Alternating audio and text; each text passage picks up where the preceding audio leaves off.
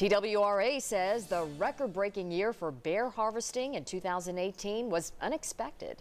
Hunters harvested 759 black bears last year, breaking the previous record of 589 set back in 2011. TWRA now estimates there are about 7,000 black bears in Tennessee. 10 News reporter Sean Franklin talked to a spokesman, TWRA, and a hunter about what this means for the environment. Sean? Robin Beth, TWRA says the numbers show tremendous growth in bear population.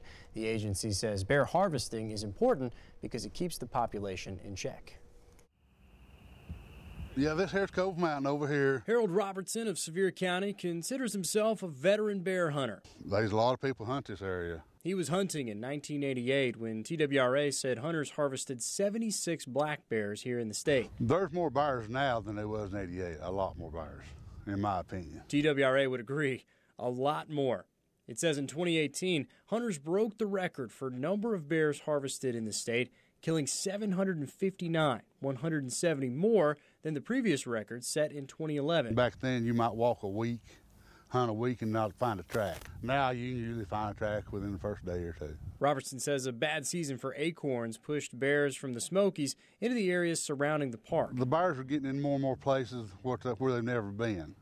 They're staying lower. I think we're having more and more bears in the park. The big bears are pushing the smaller bears out. TWRA spokesman Matt Cameron says the increase in bear population shouldn't have too much of an effect on other animals. Bears are competitors with several other species for the different hard mass and soft mass food sources out there, such as the different berries and different nuts that all different types of animals eat. So there may be a little bit of benefit to other animals, but it probably won't have that much of an effect. Cameron says the strong bear population shows conservation efforts are working. The hunters, we owe a big debt of gratitude to them because they've done a good job at following the law, helping us with our conservation efforts.